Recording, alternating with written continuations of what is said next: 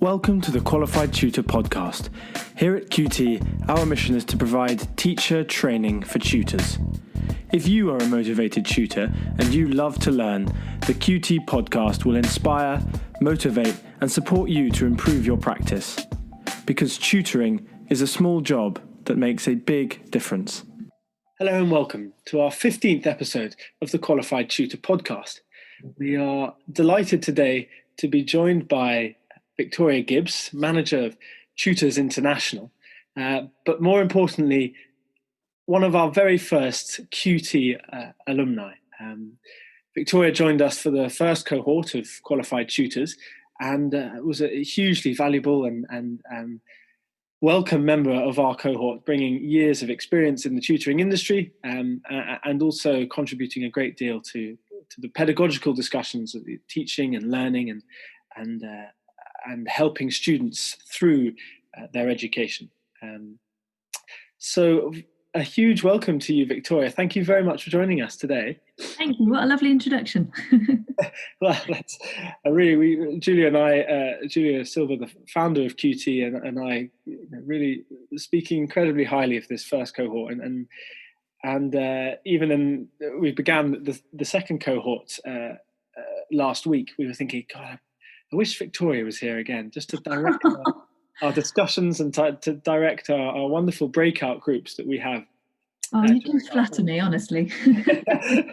Well, that's it's a positive environment that we love to create. So thank you very much, Victoria. So I guess one of the first questions is how did you find the course? We're not going to push you for all of the kind of wonderful answers that we're seeking for, but really, how did you enjoy it? How did you find it passed? Oh, I loved it. I really enjoyed it. I've had nearly 10 years in the industry, and I've sort of danced around education for considerably longer. And I thought this was such a valuable 8-hour course, and just having the different perspectives from all the other attendees on the course and the direction from the course leaders was just absolutely fantastic. And even though I maybe had a little more experience than some of the other people coming onto the course, I was still learning such a lot, and just sharing techniques and tips and it's just what a rich dialogue we had with everyone. It was fantastic. The 2-hour evening, 2 hours an evening sessions, they passed in the blink of an eye. What a great way to spend lockdown. Yes, well, that's certainly something we've heard, is that it gave a good structure to the week to have that Wednesday evening. There's 2 hours, as you mentioned, kind of to look forward to, maybe a little bit of thinking time beforehand and then a bit of reflection time afterwards. But that kind of leads me on very nicely to my next question, which is how you've been coping during this time, Victoria. I remember you mentioning before that you tend to work from home anyway, so this perhaps didn't disrupt your routine too much, but how have things been since lockdown? Well, yes, the company I work for, Tutors International, we have always worked from home and done sort of remote working. So the move to lockdown wasn't the great culture shock that it maybe was for a lot of other people. Having said that, there have been differences. The sort of pace of working with the company has changed because obviously the needs of education everywhere has changed somewhat. It's been an interesting few weeks. We did sort of see it coming and start preparing before schools closed down and borders started closing. So we had a little bit of prep time and awareness, but there's definitely been a step change in how we've been operating, I would say. Yeah, I think that's completely unavoidable, really, isn't it? But it seems kind of through the discussions we had recently and during the 4-part course that you'd been able to really manage that time very well, and you'd been able to manage the transition. So perhaps there's a whole another kind of conversation there about how to manage transitions, how to best utilize working from home. 10 years in, I'm well practiced. You're well practiced. From home now.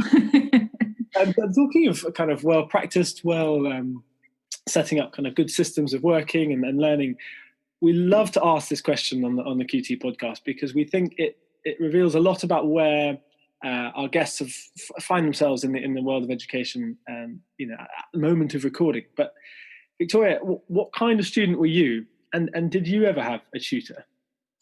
Well, no, I never had a tutor. I've been racking my brains and I really can't remember having a tutor. I did attend extra maths classes at GCSE because I wasn't very good at maths. Mm-hmm. And there was a small group of us who stayed back, I don't know, every Tuesday night or something, just to do an extra hour or so, just, sort of 6 or 7 students with the teacher. And that made a huge difference, I'm happy to say. I did come out with a very respectable grade at GCSE. So, and then I never did maths ever again, I should say. As well. I like to think I was a sort of, diligent, hardworking, applied kind of student. I was interested for the most part in schoolwork. I enjoyed it. I might be looking back with rose-tinted spectacles, but I think I was probably an okay kind of student. That said, I was thinking about this the other day, and I think you could say that the kind of student I was fell into 2 sort of broad categories. So up to sort of GCSE and A levels, I was coasting along. It was, it was all right. I didn't really need additional help unless it was maths. When I got to university, though, that did change. I was still a reasonable student, but I found a grade that I could never break past. Every essay that got returned to me was 66. Every exam grade was 66. And what I really wanted, I would have loved to have a first, but a 67 would have done me. I'd have been pleased with that. And I think at that stage, a little bit of tutoring would have really helped. But I'm also not sure that I would have listened at that stage either. So it swings around and rounds. Well, yes, maybe, perhaps not. But maybe after working in the tutoring industry for this long, you'd look back and think that maybe you'd have had a sense of a feeling of working with the tutor rather than kind of, oh God, this is another hour that I've got to work. I'm so annoyed my parents have given me this extra hour. Maybe working in a tutor, you have that kind of sympathy towards tutors. Yeah, I think that's absolutely right. Looking at it from this perspective, 4 or 5 hours just at university level, getting coaching to improve my ability with essays and exams, it would have made such a difference. And yes, I think I would appreciate it a lot more from this from this vantage point. From this side, yeah. Well, there we go. Well, maybe that's that's kind of one of the key reasons for doing for launching a podcast like this is because these kind of tips about how to work as a student and what our mentality should be, that kind of thing, it often comes from those directly around us, so kind of parents and other peers, but it's not often that we hear from people, from education experts and leaders. It's not often that we as students hear from them saying, really from experience, this is how I would advise going about it. This is how I advise using your time best. This is how I would advise kind of starting your, your revision timetable, schedule, that kind of thing. And that's really what we're hoping to create here, is a kind of content that can be listened to by everyone in education, all levels, students, teachers, tutors, deputy head teachers even. That's very, very useful advice. Now, just looking, kind of turning from student to tutor, in your role, Victoria, at Tutors International, what kind of skills do you look for when placing a tutor in a role? Is there, what kind of abilities and attributes do you look for in a tutor? And I guess that does depend on the context, but are there any kind of overriding ones that you're looking for? Tutors International is a little bit different to other tutoring companies and agencies because we do full-time, long-term residential tuition. So it's really important to get the fit of personality, academic achievement and experience with the tutor and the student. And it's also, you're asking an impossible question there, because one family might want, I don't know, all the sciences and French, another family might want all the humanities, and obviously the science is a little bit in the background, but they're a humanities-based family, and they might want Spanish, or a family might want Mandarin and business. It's impossible to say we want these subjects, we want these languages.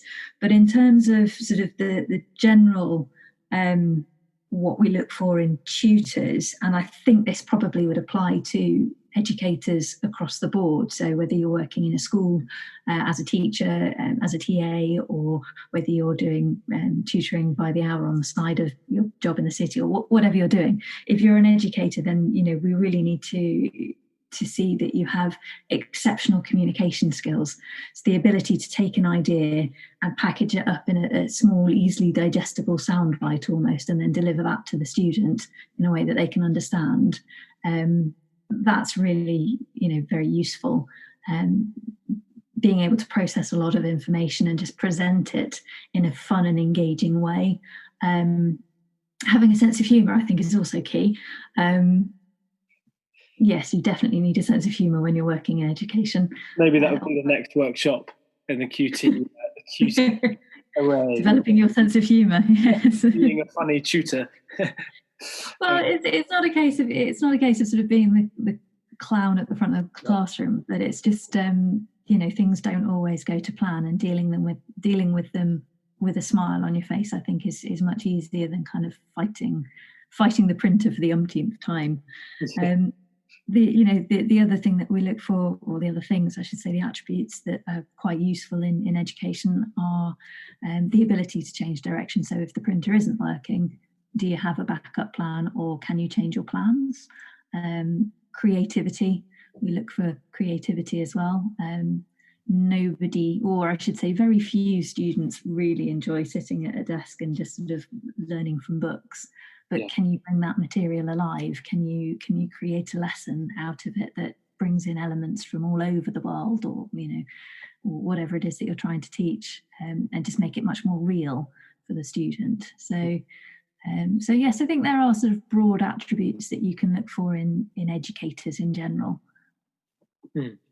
Yeah, and that's a key point to make, isn't it? Is that tutors are one part of education, and they can take lessons and skills that apply to other roles in education, such as teachers or kind of support staff, that kind of thing. There are certainly overriding skills, just as you said. Those sort of exceptional communication skills, they apply to all educators, as you say, just as important to tutors as to teachers. But obviously, this being a podcast, being a conversation for tutors, we really want to make that point, is that being able to bring the content to life will hugely enhance your ability in a one-to-one setting. Obviously, that's very important also for a teacher to do, but I think thinking outside the box like that, though, with your lesson delivery, makes it much more enjoyable for you as a tutor as well, because you have that creative outlet. You can take that one student on a fantastic journey, even if it is fractions. It's you can do so much fun and interesting. Sorry, I've got my grammar in a knot there. You can do so many fun and interesting things in a one-to-one situation when you're imparting knowledge. Yeah. And there's no shame if your tutee asks you a question that you don't know the answer to. There's absolutely no shame in fitting that and going on a learning journey together. As tutors, I think we teach because we're passionate about it, and we should really be looking to engender that in all of our tutees as well. Knowledge for the sake of wanting to know. Yeah. Now, Victoria, this came out in I think it was the third workshop in the Learning Loop, when we were talking about plans for teaching. So in the Learning Loop, there's the assess, plan, and then teach, and then the final step is reassess. But when we were looking at teach, we were looking at methods for delivering content, and I do remember a certain prop being taken from right next to where you were sitting and being used. Could you tell us a little bit more maybe about how you've used that in past tutoring sessions? Oh, well, no, I shouldn't take credit for it, really. When I was doing my A-levels, I had a phenomenal politics teacher, and I have stolen this from his lessons. He was teaching about the voting age, and why do we cut it off at 18? Why should we have a cut-off point? And to illustrate his point, he picked the most serious guy in the class and said, for some reason, 20 years later, I still remember it was a chap called Dipesh. He said, Dipesh is serious. He's 17. He knows, he's very well read. He's very considered, and, he thinks things through, makes sensible choices. Should he be allowed to vote? And we all sat there and said, well, yes, he probably should. And then my teacher sprinted out of the classroom, came back from his office with his hand stuffed up his jumper and a rabbit puppet sticking out the top of his collar. And he had a conversation with this rabbit puppet saying, well, what about me? I'm clearly over 18. Should I be allowed to vote? What do you think, Mrs. Rabbit Beans? And the whole class was just sort of shocked and looking at each other going, I cannot believe our politics teacher has got a stuffed rabbit up his top that he's kind of animating and talking to. And obviously it stuck with me for 20 years. The best policy lesson that you've had. Yeah, it was brilliant. And we all still talk about it. We all, when we reunite in our hometown, we go, oh, do you remember that lesson with David when he did that? Yes. But I think it does illustrate the use of props. And in that third seminar that we had, I might have also sprinted out to my daughter's bedroom and retrieved a stuffed animal, a fox puppet that had conversations with us throughout the rest of the seminar. And you know what? I have no shame in that. You remembered it, and in 20 years' time, you will still remember it. So it added great value, I think, to the delivery of the seminar. I think it's it's a useful thing. You use props when you're sort of with primary age children a lot, but then you get to secondary and A level, and you kind of forget about them. But there's still a lot of value and fun to be had. So yeah. No, absolutely. Not afraid at all to use props. Even if they may seem a little silly at times, they definitely, as you say, they stick in the mind of the student. And at the end of the day, if we're trying to get across a trickier point, then just using something that sticks is incredibly valuable. So thank you for explaining the fox puppet story and where that came from. So just kind of looking towards younger tutors and how they can kind of step into the world of tutoring. For a student who's perhaps leaving school or leaving university and thinking about the next steps and thinking about how maybe tutoring could be a really positive way to start their post-school or post-uni careers, what kind of advice would you have for student tutors looking to get into the world of tutoring, i.e. perhaps tutors without that many hours under their belt, but really kind of enthusiastic, motivated to get into the world of tutoring? The first thing that I would say is if you really are sort of literally just starting out, you probably want to be looking at your own network. So if you have friends who have younger siblings who need help, and they would be good people to start with. I would definitely avoid putting your name out on social media to start with. And from a sort of safety perspective, I think you need to have a little bit of experience and a little bit of time to build up your confidence and know what you're doing as a tutor before you sort of go public with it, if you like. I think when you've built up a good tutoring platform and have a good number of hours under your belt, if you're then to move to university and go to a new town, and obviously all your network of contacts is sort of completely cut off, at that point you could probably start putting out feelers through social media a little bit. But I would always caution, or I would always say use caution. I would caution against blanket social media campaigns for your private tutoring, but I would always say, just be very careful. Your safety is important as well. So, yeah, exactly. Your safety as a tutor is important. Your students' safety is important as well. If you're posting about students that you've tutored and using too personal information, then that's something really to watch out for as well. But yes, exactly. So, not just blanketing your services across social media, hoping for people to pick it up, but actually kind of creating relationships with the students you tutor already, maybe tutoring their friends or their family friends or Slow and steady, isn't it? I mean, you want to make sure that you've got solid foundations for your business, whether it's a full-time business that you're sort of pursuing or whether you're doing it as a hustle. You want to make sure that the foundations are solid, and you're delivering a quality product rather than just sort of sending out your message to all and sundry and hoping that someone bites. Yeah, exactly. Which is, I guess where the role of an agency or a company comes in, is that they're more able to obviously direct your tutoring work rather than you having to kind of be searching for it the whole time, like many independent tutors do. But we've discussed that in some detail on the QT podcast before, just about which avenue, which path young tutors looking to get into the industry should go down. But really, there are pros and cons to both. But something that's very important that we believe, whichever route you go down, Victoria, is bringing yourself up to speed as a tutor in your training. Now, this doesn't just apply to tutors starting out, but can also apply to tutors who have been tutoring for a while, or perhaps teaching assistants looking to go into tutoring, wanting to kind of make that transition and learn about what's different between classroom teaching and tutoring. But what kind of training do you think a tutor should look for before they begin tutoring, or even several years after they've begun tutoring? Victoria, what kind of training do you think they should be seeking out?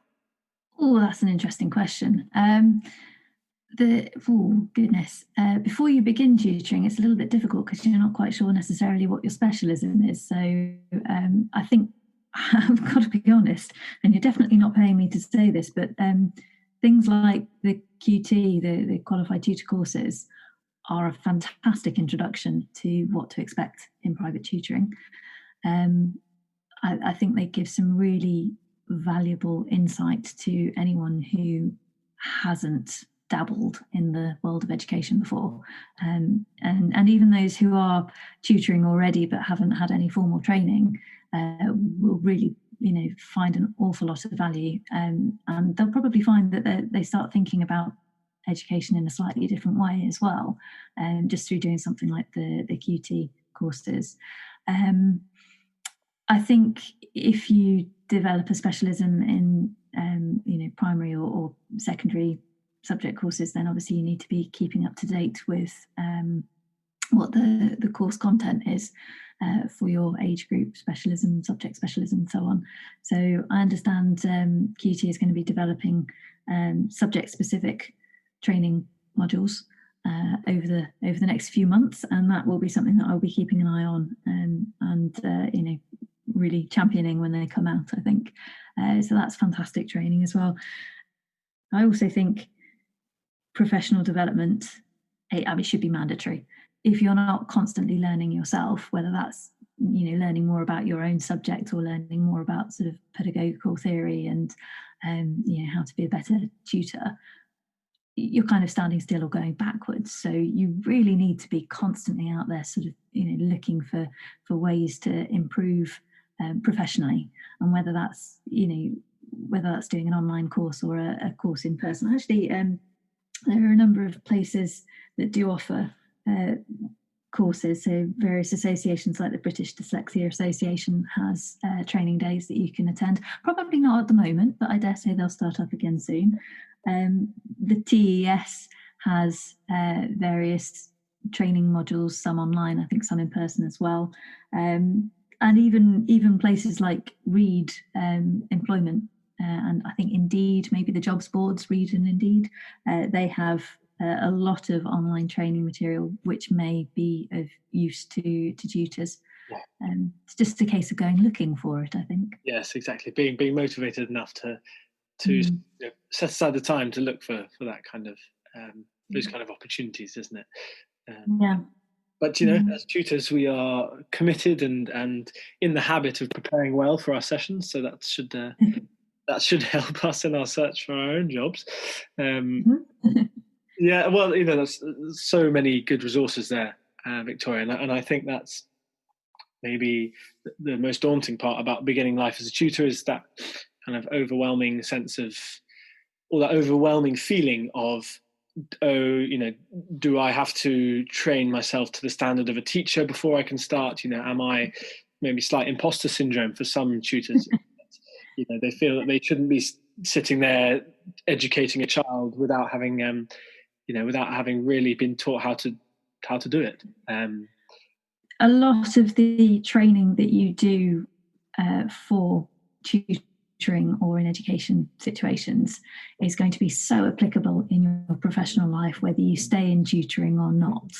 There's a lot of information about communication. There's a lot of information about how to deal with, or how to work with, I should say, how to work with people who've got learning differences or special educational needs, how to sort of interpret changes of mood in people and sort of communicate with them effectively, and how to be professional. And that these skills are so transferable that yes, it might be daunting to be at the very beginning of your tutoring career, but absolutely nothing that you do in terms of continuous professional development will ever go to waste. It's such a positive thing. Wow, that was an amazing quote to end with. Nothing you ever do will go to waste with your CPD. So really, thank you so much, Victoria, for kind of ending on that, and for bringing out the importance of CPD, even for tutors, because sometimes tutors don't see themselves as professional workers, which of course they are. They're providing a professional. They're providing a profession, they're providing teaching to students. So I think that's a really important angle to look at tutoring from, is that you are in a professional role, and it's really most useful for you and your student to treat it as a professional role.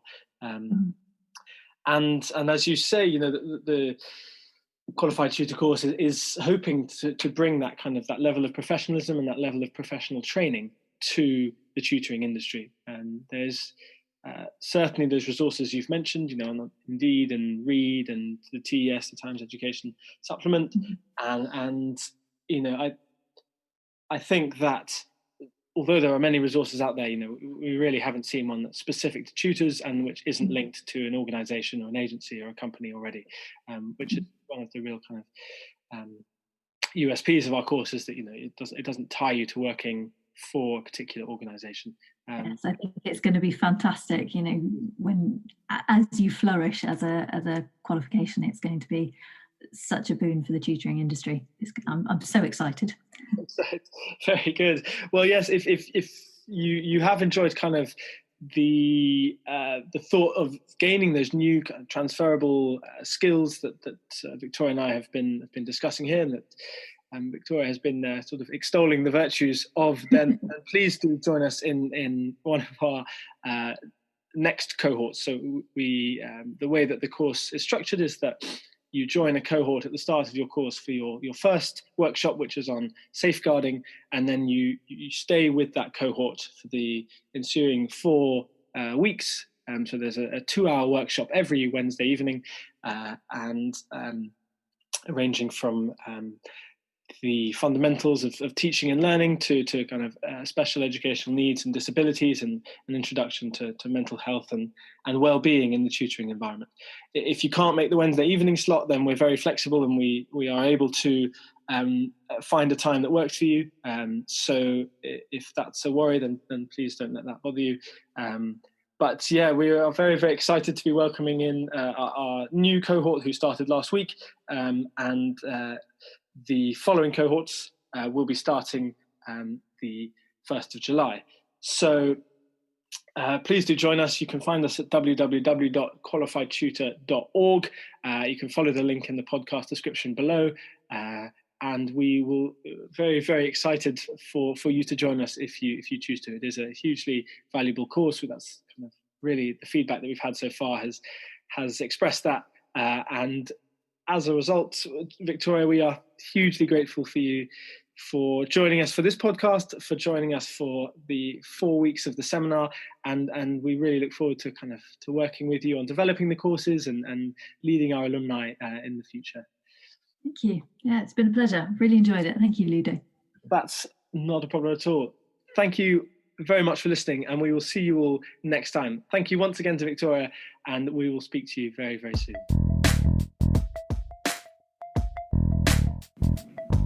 Thanks for listening to the Qualified Tutor podcast, where tutors share their expertise to support the tutoring community. We're always looking for motivated tutors to interview on the show. If you'd like to be part of the conversation, get in touch at podcast@qualifiedtutor.org. We'd love to learn from you.